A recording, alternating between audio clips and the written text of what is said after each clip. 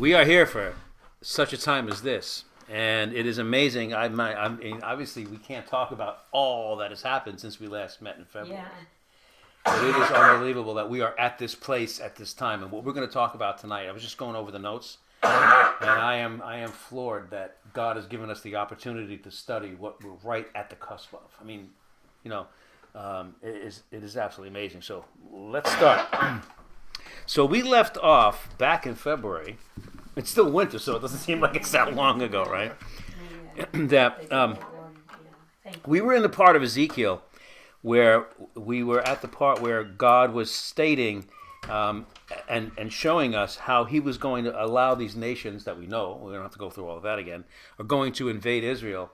But the key is that he was going to allow it all for two major reasons. Actually, one major reason in two modes. So that Israel would finally know their God. Yes. And the nations, the heathen, would know that he is God. Yes. So that's where we kind of left off. I just want to pick up there a little bit because I think, as you see what's been going on in Syria right now, and we were just talking about what's going on with Iran, and I just want to let you know what I just told Jesse because he didn't know it. I don't think you knew it. Israel just attacked. Huh?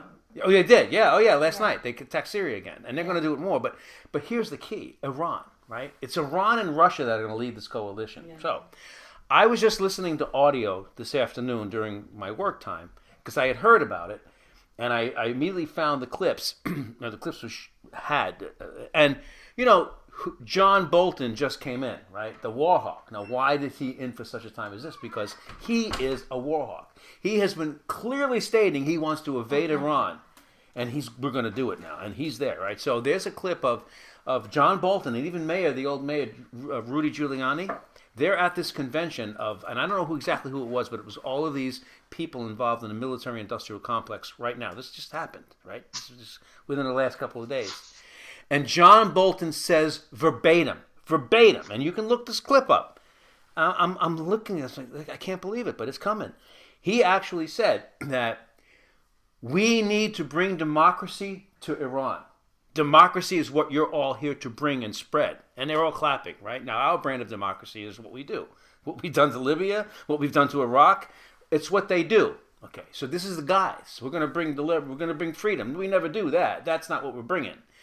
And so he said, we're going to bring democracy to Iran. And he said, among other things, but he actually said this. He said that, and we, these people, the army, our nation, will be in Tehran before or by 2019. That's what he said within the last day. This is John Bolton. By 2019, we will have command of Tehran. Now, if he said that on audio and I got that clip, the Ayatollahs got that clip too. And everybody else got that clip who was interested in knowing our plans and what we said we're going to do. And so now you can see this thing's going to escalate because Iran, now you see the rhetoric that Iran actually just said, it's a news article I just saw today, that they said that, and again, it's probably not going to happen, but the rhetoric is being jacked up so much that they said that on April 18th, they are going to destroy Israel. Now, they're not going to do it. But the point is look what Trump has been saying to Russia. We have our own missiles, and they're shiny and new, and they're smart, and they're coming. Like, are you looking for a fight? Yeah, we're looking for a fight. And now we say we're going to invade Iran openly. Tehran, we're going to own Tehran before 2019. I don't know if there'll ever be democracy there. Well, it has nothing to do. We're not trying to spread democracy. This is the New World Order. Yeah. What we did in Iraq, what we did in Libya, has nothing to do with spreading democracy. And there are people who still think that, huh? This, by the way, is after we gave Iran $150 million cash. Right, because Obama had a different tack.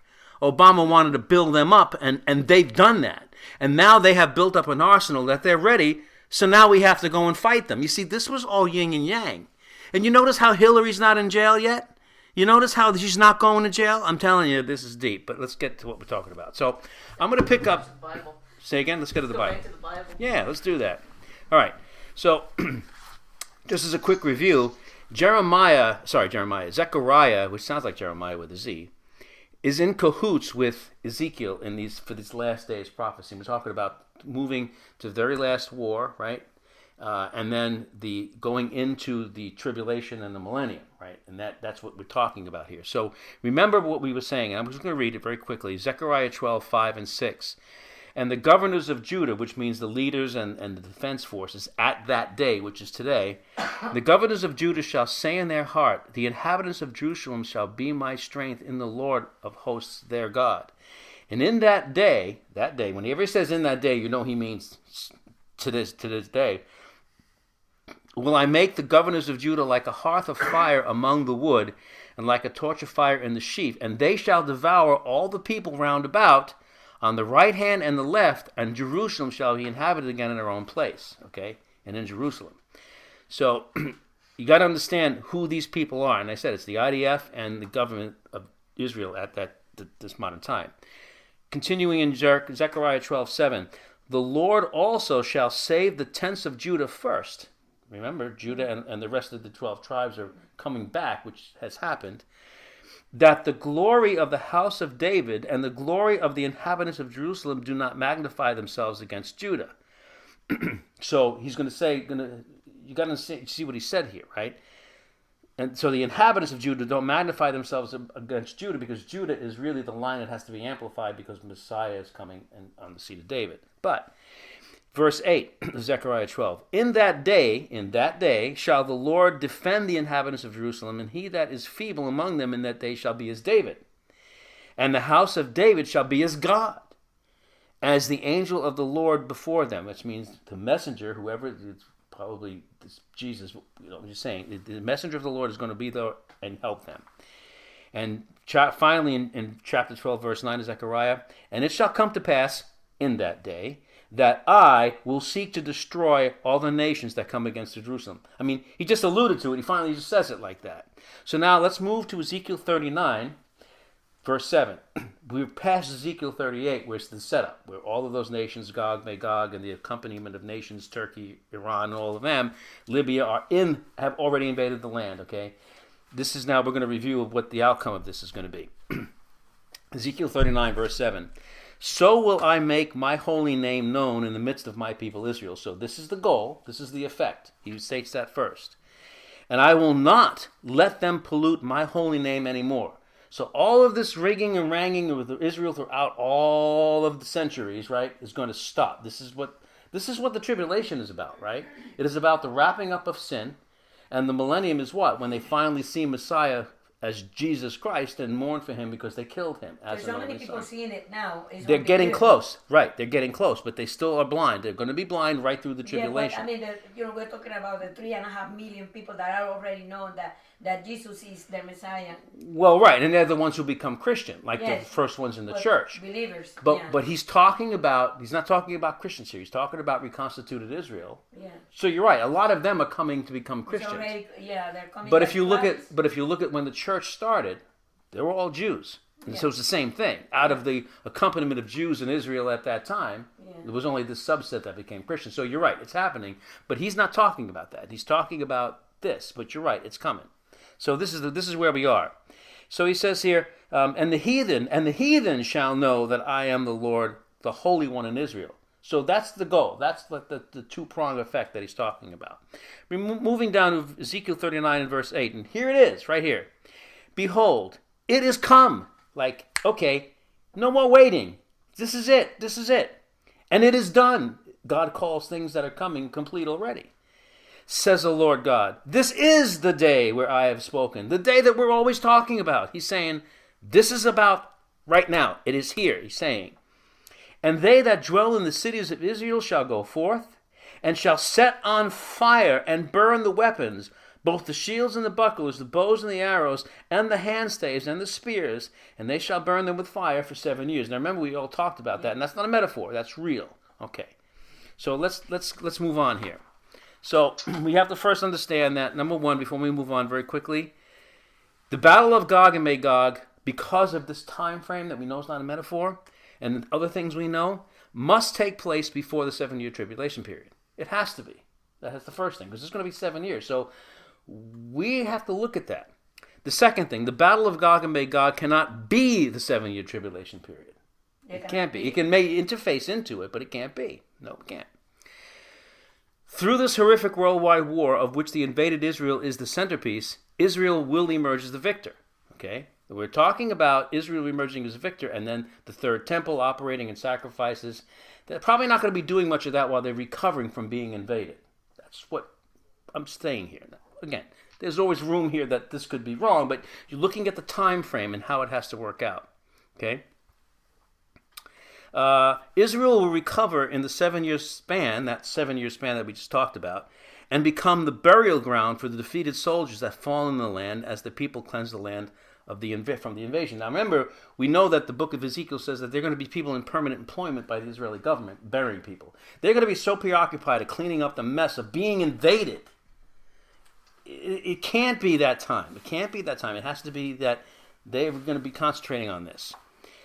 The Antichrist will solidify and ratify a 7-year peace covenant, and a tribulation will probably commence just after the invasion and just after this national cleansing. Okay? And again, I'm not being dogmatic about it. I'm just trying to set us in the time frame here, because that 7 years is a long time. It's a long span of time. And finally, the Great Tribulation commences where Jesus arrives at his second coming, right after the Great Tribulation, to cut short the time when no flesh should be saved alive. But a lot of things have to happen, including that. So we have some time yet here. You know what I'm saying? So as it was said about Mark Twain's demise, he says, the rumor, my death, how did everybody put it? You know what I'm saying, right? Rumors of my death are greatly exaggerated, right? So I want us to say, where I look at this, and we are so close, okay? But we're not at the end of the world yet. And we know that we have at least 7 years, that have to be done. And at least 1,000 years after that Christ is going to reign, and that's before the renewal of but the new heaven and new earth. So if you look at that, we have to say that there's a gap that we still have to see, that we don't know what's going to work, but all this points to pretty much a gap between now and when the tribulation actually starts. What we don't know, and this is the key, how long it's going to be. Could it be 10 years? Could it be 5 years? Sure, it could be. And when does the rapture happen? The rapture doesn't happen immediately just before the tribulation. It could be years before. So what's coming now, what we're seeing as building up at war, could be that Russia's going to attack the United States with an EMP, and we're going to be pushed into the Stone Age, and that's going to be a great cover for many people to disappear, because many people will die in the first few days if you have a whole nation without power, or without food transport, and without hospitals. You know what's going to happen, the chaos? And I think we're going to be saved out of that if and when that happens. So just something to think about, just to set the stage as we move forward. Okay, so now we can set the stage, we can move forward. Okay, so let's read on to maybe prove some of these suppositions. Just let's read, and we'll see if we can just put some meat on these bones here. Let Ezekiel do this for us. Ezekiel 39, verse 10 and onward. This is where I'm going to start reading here. Ezekiel 39, verse 10. So that they shall take no wood out of the field, right? This is Israel cleaning up their land and burning their weapons, neither cut down any of the forests and yada yada, and going to 11. And it shall come to pass in that day that I will give unto Gog a place thereof, graves in Israel. So Gog is going to be destroyed. They're going to be destroyed. They're going to be powerless, because so many of them are going to be defeated on that land and buried. And so moving forward to verse 12, and 7 months shall the house of Israel be burying them. And then for 7 years, they're going to be burning the weapons. They're going to be really preoccupied here. Verse 13 of 39. Yes, all of the people of the land shall bury them. Everybody's going to be busy. Okay, and it shall be to them a renown the day that I shall be glorified. So this is all part of them doing this, realizing that God's up to something here. So there's a transition that's taking place among these people at this moment. There's a lot going on here. That's why I say it's before the tribulation, or around that time. But again, we'll see. Or they'll see. Verse 14. And they shall sever out men of continual employment, and we know that because I just said that. Verse 15. And the passengers that pass through the land shall see all that. And I don't think I really have to go through the rest of that, but you get the point. So let's move on. Now, out of this war and invading nations, obviously supernatural defeat, right? There's going to be supernatural defeat of these nations in Israel. Oh, so it's going to be God who do it. Yeah. Yeah. Well, this is what, and he's establishing. It can happen. That's right. Otherwise, Israel's done, and then the tribulation will have to start like right then, but it's not. It can't be because they can't build the third temple. None of that's going to happen. They're not going to be set up. So we see that this all has to happen somewhere to facilitate all of that. But they will have no choice but to finally acknowledge the truth about the history of Israel, the nations around them, right? The heathen, because they're going to also recognize God. This is what he said, and the truth of the Bible narrative that told all of this. Now, hopefully, what that means is that there'll be so many people saved during that time. I still think that's maybe after the rapture. I still think that personally, I think that's what's going to be. I think we're going to be gone before all of this happens. Something's going to happen, or it could be in the middle of this. But it's going to be around that time. This is all happening around that time. That's what I said. It just began to happen. Yeah. It's happening very quick. That's right.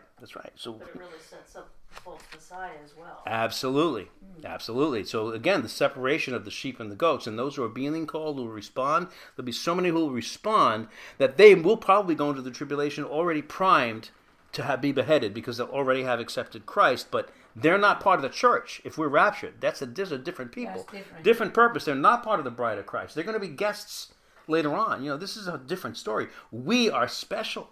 Okay. So now, having established that, let's move forward. See, I'm making good time here. I'm keeping on target because you don't me talking about Trump and stuff. That's right. The rooster doesn't care about geopolitics. That's right. The rooster waits on no man. All right. So let's move forward to what seems to be past the tribulation period and moving into the millennium. And this is what we're going to really focus on tonight is this fourth temple. The fourth temple. Okay? This is the key. And this is the best way to wrap up. They have all the preparations for the temple already. Right now, but that's the third temple. The third temple, yes. We're getting past that. Yeah. I think we've already established that the third temple is something we shouldn't be looking forward to. I mean, for us, because it means we're close to the end and we're getting out of here. But it's nothing blessed, right? By the way, I just found out today, as a side note, remember we talked about the reconstituted Sanhedrin and how they minted that coin with Cyrus and Trump on it? We talked about it. Okay. Just today I found out they're coming out with another coin right now, a special coin. That's what they were saying on John 23. Is that what you were talking about? Okay, because I didn't understand if that's what you were talking about, but I found out about it today. So there's another coin which they're minting right now, which has a smaller relief of Cyrus and Trump, the same profiles, but it is a special 70th year commemoration. And they're selling these coins because they're doing this to drum up interest and money. Now they're focusing on the third temple. And you know that they're looking at Trump as the guy who's going to be the Cyrus. They're already saying, it's not just the foolishness of the church that's saying this, but the Sanhedrin are pushing it because they want Trump to be the man. They want Trump to be the Messiah. They want him to be. They want him to be at least the Cyrus. They already have something named about Trump in Well, they're gonna have a train station named after him when they have the train station, which is going to be feeding, because there's going to be a lot of people coming to that Temple Mount because that's going to be a temple for all nations, the third temple, right? And so they're going to have a lot of people coming to that Temple Mount. They're building an extension to a train station to a train system that's going to go there, and that station is going to be Trump Station, and it's going to be the last stop, which is going to be the one. This is what they're planning. So isn't this weird? It's weird. It's very, very weird. Right. It's also not in the Bible. It's also not in the Bible. Right. But it's very weird how they want Trump to be the man. They want him, and they're pushing. I know God put him there for a reason. Well, of course, God puts them all. God put Obama there and Hitler there for a reason too. But anyway, so let's look at Ezekiel 39:25. Therefore, thus says the Lord God, now will I bring again. Now it says in some translations the captivity, right? What does it say give me an example. Captivity in NIV. Okay, captivity is there anybody reading the NIV? Captives of Jacob and have mercy on that. Yeah. Restore the fortunes. Restore the fortunes. That's the one I wanted to hear. Oh, yes. So think of what I'm trying to do here, because you got to think about this. Sometimes, because of the way they used English in the old days, when they say something like, when you see it says captivity, it sounds like he says, now I will bring again the captivity, like I'm going to bring them into bondage, which doesn't make sense in the context of this. So that's the correct translation. So if you read it, the way it's supposed to be read, it makes sense. So this is what he's saying here. Again, in the context of all that's going on in Ezekiel 38 and 39. Therefore, thus says the Lord, now will I bring again the fortunes of Jacob. The fortunes. He's going to bring back their fortunes and have mercy upon the whole house of Israel. See, if you have captivity, it doesn't make sense. So now it makes sense. So the correct translation is, he's going to establish Israel very firmly. He's going to be merciful to them. He's going to give them prosperity again and have mercy upon them and heal them. And I will be jealous for my holy name. After that, they have borne their shame, which is going to be in that time frame. Also, now listen to this, and this is key where we're headed here. We know because Daniel said it, right? And we know that the tribulation is for Israel. It's the restart of the clock of the judgment for Israel. Do we agree? The church age is a parenthetical pause in the judgment clock, which Daniel didn't specifically see. He saw up to the time when Messiah came and was cut off, but not for himself. And then he looked forward to the rest of the story, right? The tribulation, which he details. But there's that 2,000-year gap, which he did not see. Okay, that's the church age.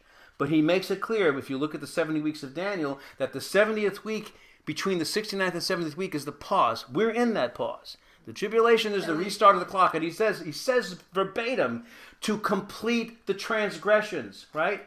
To sum up the sin, which means this is going to be now the final and complete judgment of Israel, so God can do this.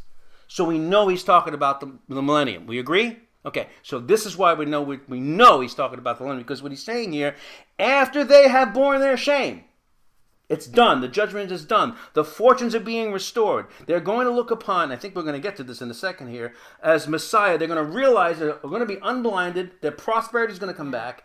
And they're going to say, oh yes, this is Jesus, our Messiah. So listen to this, in that context.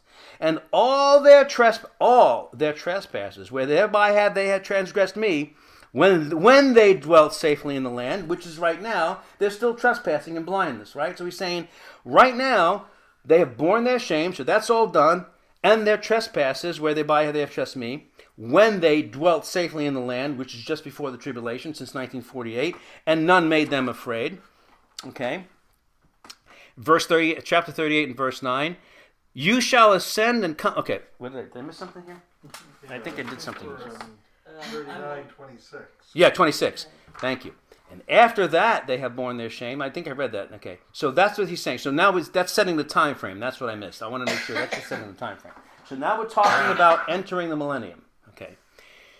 Now, in verse 38 and 9, 10, 11, and 12, actually, chapter 39 and 36 is really an historical reference, and I'm not going to read it here. I have it here. But just know that chapter 39 and 36 is now, after he says that, a historical reference to chapter 38, 9 through 12, which is when they get invaded and all that stuff. It's no 39, 36. 39, 36? There is no 39, 36. Did I misquote it? Uh-oh. I got to check my notes here. 39... There's no verse 36. 26. I must have been 26. Okay. How about 39:27? Can we start there? I gotta fix that. All right. A typo. Sorry. But that's the history. Okay. So 27. Now, when I have brought them again from the people and gathered them out of their enemies' lands, culminating in 1948. This is the recap.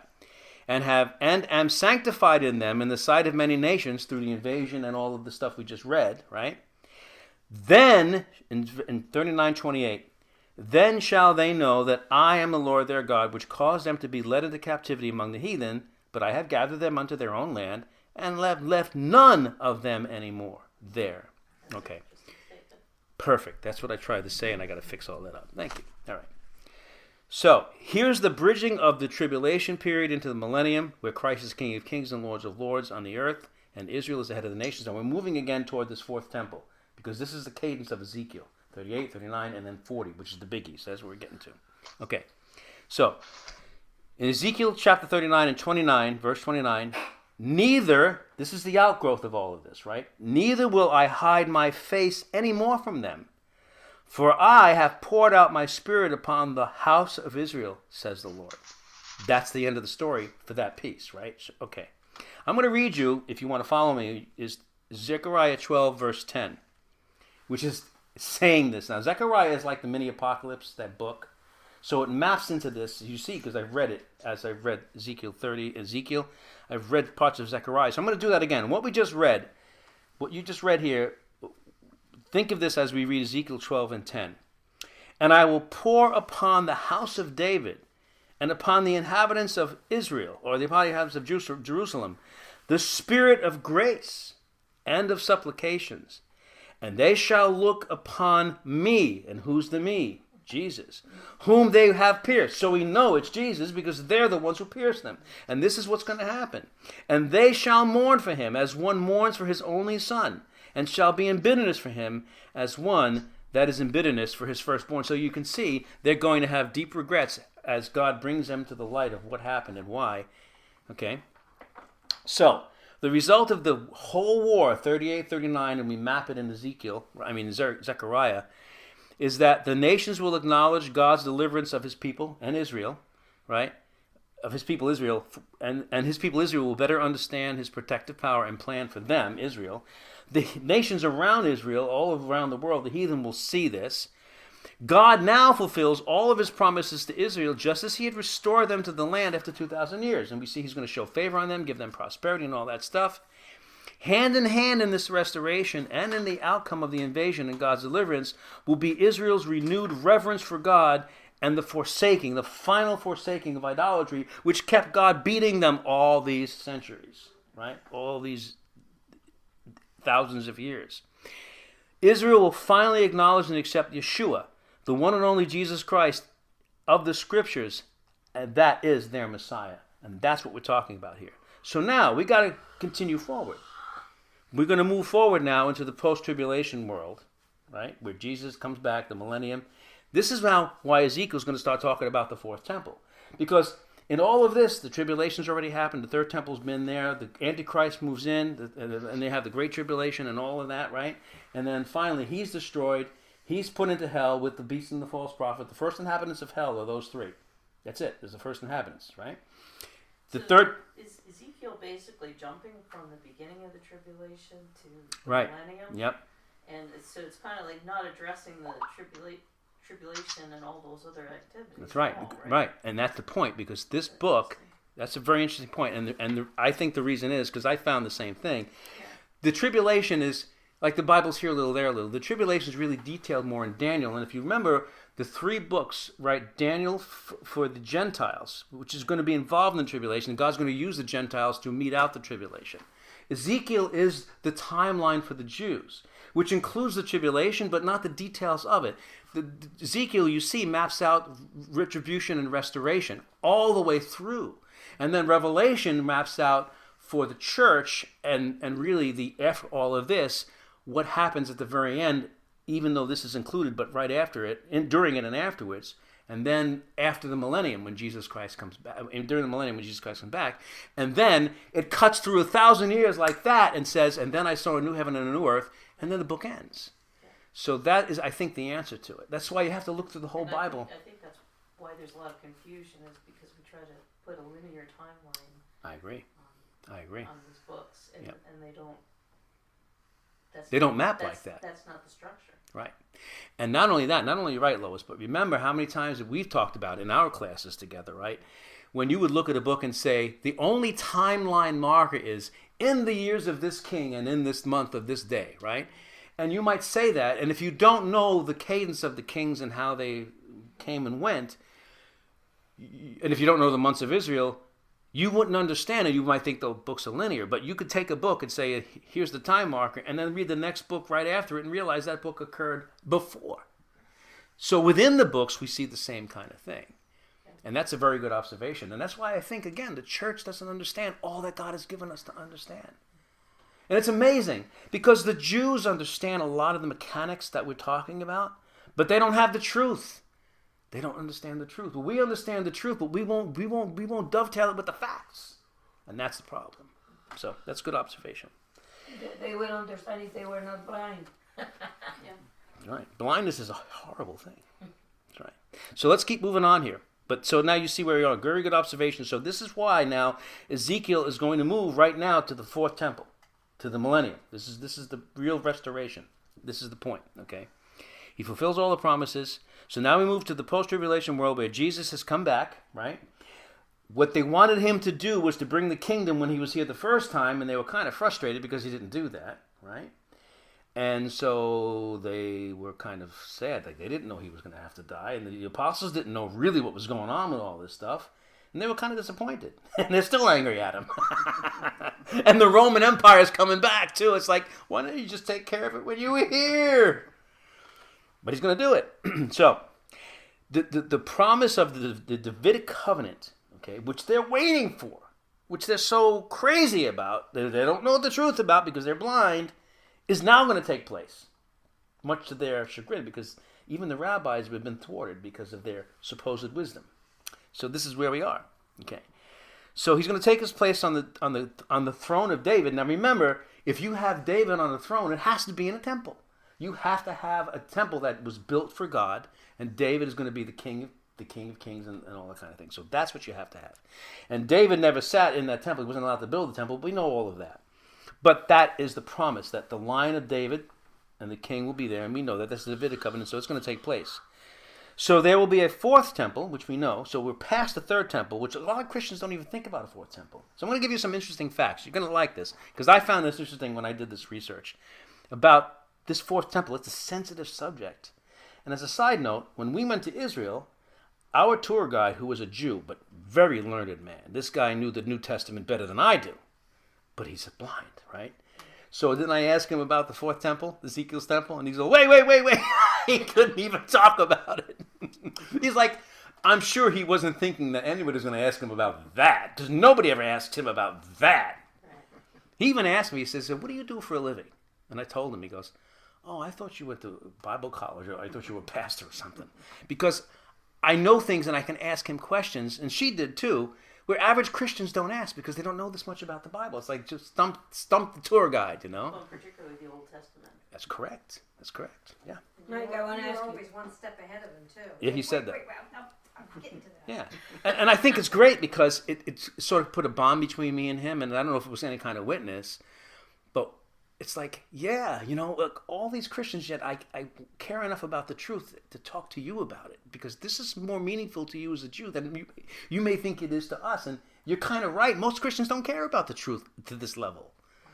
Anyway. What was his take on Ezekiel 38? He hadn't, Ezekiel 38, we didn't really talk about that much. We talked about Ezekiel 40 in the temple, because I asked him, because he knew all about that. But his take was really, blah, blah, blah, blah. And I'm going to tell you why. I'm going to show you why, because all of Israel is still like that. Because there's a blindness and a block. They don't want to see the truth, because if they acknowledge what this fourth temple really is, they have to change their whole paradigm. And it's going to blow the rabbis out of the water as the end all and be all of wisdom and control. It's going to mess them up, and they can't do it. Let me explain. You'll see. We have a few minutes. I'm going to get into this. Okay.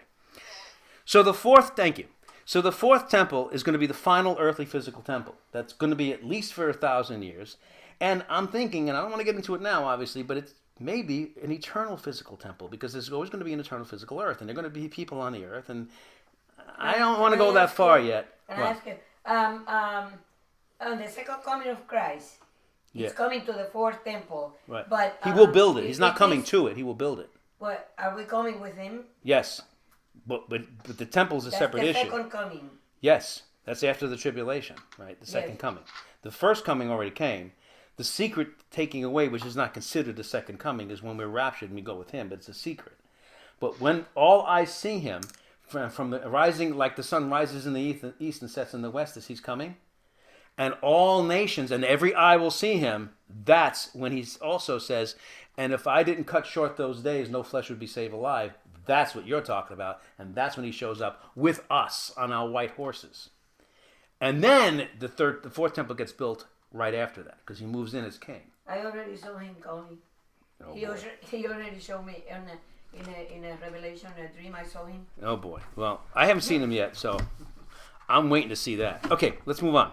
So now the last chapters of the book, because we have 25 minutes and I don't want to beat that rooster. Okay. All right. So let's talk about the fourth temple. Here's some background. Some background information, chapters 40 to 48. It's a long read. I'm not going to go through all of it, but let me give you some background about this whole thing with this fourth temple. About 70 AD, now you know what happened in 70 AD. The second temple was finally destroyed, which Jesus prophesied before that, so it finally happened.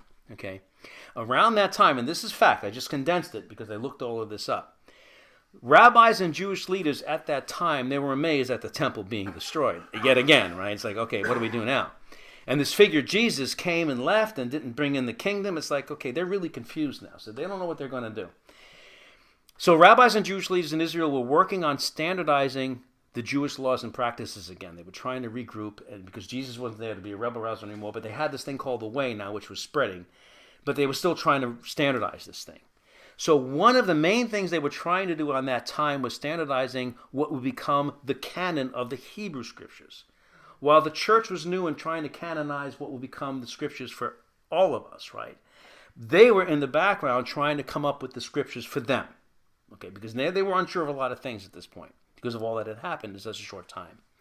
So it was a rigorous process, and during the process, when they came to these writings of Ezekiel, which we have, and as part of our scripture, which of course we need that there. This is a big centerpiece of the scriptures, right? It has to be. Well, this is what happened. During the process, the book of Ezekiel came into question as to whether it even should be part of the canon of the Hebrew scriptures. This is because of this very thing. And so as it would work out, the book was difficult for them, mainly because of chapters 40 through 48, which we're going to get into somewhat tonight. And this is the key. In their point of view, these special rabbis and all these people, these wise men trying to figure all this out and make their way through all of this after all these things with Jesus and the temple and all that stuff.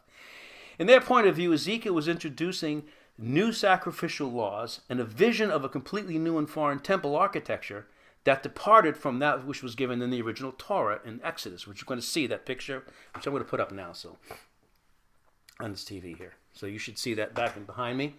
Okay, I'm going to talk about that in a second. Get that picture out there. Get the dog out of the camera so I can see you. All right. Maybe I'd rather see the dog. Get the picture up, Jesse. Okay. All right. So this is their problem now, because they realize, and they're looking at, should we even put this book in their canon, because this fourth temple is really weird. Look at that picture. It's really weird. I'm going to compare them in a second. So here it is. These chapters revealed new instructions, which we'll see, that deviated a lot from the original instructions given in Exodus, which you can start looking at this picture right here. Also, the orthodox practices prescribed in the temple liturgy were unfamiliar. Because if you look at the construct of the temple, it changes the way that the liturgy was done because the temple construct is different. I know it's kind of small to see. I'm going to go over it in a second. The fourth temple design... It's difficult? Well, No, it's very different. Okay, good. Yeah, it is. I'm trying to bend away from here. So listen to this while you're looking at that picture. Although you won't see it here because it's not everything's to scale. But the fourth temple design they figured out when they were looking at Ezekiel chapter 40 and onward is much larger than the tabernacle or even Solomon's temple from 2 Chronicles, the physical dimensions. Ezekiel's temple also specified different interior design features, which you can see here, right? With some critical furnishings actually no longer there. So there's no menorah, there's a couple of other different things, so you can see how they look at this and say the whole temple liturgy is screwed up. They can't understand this. It's like, maybe this book shouldn't be in there. Maybe it's a farce. So, the furnishings omitted from the fourth temple are the Ark of the Covenant, the menorah, the showbread, the table of showbread, and you can understand why. The whole, if you look at the Torah temple, right, and you walk in from the outer court, well, with the outside of it in, you see the progression of Jesus through the whole thing, right? And if the Ark of the Covenant is gone, that's a big deal because they got to find that for the third temple. That's where God lives. That's where the Ten Commandments were, the budding rod of Moses, right? Of Aaron. It's all of that's not there. The showbread table, the wave sheaves and all that stuff, gone. So listen to this. During this time, there rose a teacher, and his name, this is his actual name in history, Hananiah ben Hezekiah, which means his name is, he's from the line of Hezekiah. That's what it probably means. And at that time, he analyzed this because he was trying to settle this out for everybody. And that's when he made his life's work. So this Hananiah ben Hezekiah wrote a detailed comparative analysis of the Ezekiel temple versus the original Exodus temple. So now you can see this is what he's trying to reconcile. which can't be reconciled. So that's what he said. That's what he did. And so it looks like God must have inspired the rabbis to accept Ben Hezekiah's analysis, because you can't reconcile these two. So they finally did, after much consternation and even after this exhaustive analysis, decide, yes, we should keep the book of Ezekiel in the canon. Well, God wouldn't have it any other way. Can you imagine if we didn't have this in our Bible? It would be impossible. Besides, this chronicles God's main thrust with the house of Israel and Judah, right? Without Ezekiel, you've got a huge hole in the Bible, and the rest of the Bible could not possibly make sense. And how can anybody figure out what God's plan is for Israel if you don't have the book of Ezekiel? You can't. So this is the consternation, right? To even question it. So here's the picture. And since those days of the original debate in AD 70, the rabbinical community decided that the two temple patterns must be reconciled, and now it becomes a matter of orthodoxy. And that's why our tour guide couldn't answer it. Because for them, if you say it's a fourth temple for the Messiah, you're blown out of the water, because they're all ready to build the third temple. They don't even know what this fourth temple is about. So if you advertise that and you're a Jew, you're anathema to them. So now it's political. It's orthodoxy, right? So basically, they've concluded in their religious zeal that, and have forced the idea that the third temple must come, and that when it does, it must be the fulfillment of this future temple of Ezekiel. They can't reconcile it, but in order to keep the book in there and try to figure this out, it's a matter of orthodoxy. They said, look, we're not even going to debate this anymore. This must be that. We just don't understand. They actually just don't understand. But see, this is the problem. So now, you know that they think that the third temple is for their Messiah, which they're still waiting for. They have no clue, in reality, of what's coming. And so they're going to think that this whole thing, if you look at the book of Ezekiel, what leads to chapter 40 is restoration, is God restoring them. They're going to link the third temple to what we just read in Ezekiel, which can't happen until after the third temple. But if they are saying it's the same, you see the problem they boxed themselves in. So they're saying that the third temple must be built to bring about this restoration of the fortunes of Judah and all these things that Ezekiel said, which they kept in because they want that, and God reveals themselves and saves them, and then all the nations know. That's why it's going to be a temple for all nations to them. You see the problem they're having here? So that's what this is about. Well, and it does happen, but in a different way than they expect, because basically the third temple becomes what brings in the tribulation. That's right. The Antichrist, and eventually is destroyed. Right. But but to them, they're so blind. They don't want to see that. Can't understand. That's why they're pushing for this third temple. Until you understand the New Testament. That's right. Amen to that. Oh, now I understand why in the rapture the Jewish believers are going to go, and the ones that are left here are the ones that don't understand about the fourth temple. Of course. That's right. Because first of all, if you think about it, in Christ there is no Jew. There is no Greek. There is no Gentile. Yeah. The only advantage a Jew has becoming a Christian is they should have a running start on knowing Scripture. But remember, most of the Jews, most of them, right, do not look at the Torah anyway. They look at the Talmud. They do not care about the actual written Scripture. They care about the oral traditions. And that's what they did. And that's why if you look at the history in the Essenes, right, they disappear from history. All of this really started in the intertestamental period, in earnest. And that's when they started all of this stuff, right? When the Maccabees and all that stuff, they came out and they said, look, we're going to have this oral tradition, and that's what they're going to do. And then they come, they start being restored. But the Essenes were also at that time looking at these things, but they're the ones who accepted the truth of Messiah, and they actually wrote in Dead Sea Scrolls about the history of the Essenes, and I've seen this from people who've had the Dead Sea Scrolls, that they kind of disappear because they decided that they will follow Messiah, who is Jesus Christ, Yeshua, and all they knew was that Yeshua said to spread the gospel to all nations, and they started doing that, so they weren't part of the Jewish community anymore. And that makes that point. So, let's wrap up with this. You got the picture there? Let's take a look at this, and then we'll wrap up. So I thought all of this would be really interesting because this book of Ezekiel is so pivotal, and Satan wanted it out of the Scriptures so bad he was going to use his Jews, his rabbis, to get it out of there. But how could you figure out all of the most important stuff, especially for the end? Because Satan doesn't want them to know this. So look, if you look at the standard Torah tabernacle on the left, you'll see the most holy place, right? And here's the curtain that got rent from the bottom up, as I understand, when Jesus died. So A, we have the Ark of the Covenant in there. B, we have the two veils of the drapery, the two veils, right? C, we have the altar of incense. D, the table of showbread, which is on that left side. So as you're coming in, that's on the left. The priest would go there and work with that. And then the menorah was always on the right. Okay, and there's the candelabra there. And then the altar of burnt offering, which is here out in the at the courtyard here, was used as a ramp. Had a ramp rising from the south, right? So this is where they would take care of all those offerings. Now, one thing I want to make clear, which I didn't really care about enough until I really realized what it meant. When you as a Jew would bring your offerings, right, for your sin offerings, you would bring your goats and your doves, whatever, the priest wouldn't do the slaying. You did it. You had to slay that sacrifice yourself. The only thing the priest did was put the bucket under there to get the blood. And then when he took the blood, then he would do all of the stuff and get in here.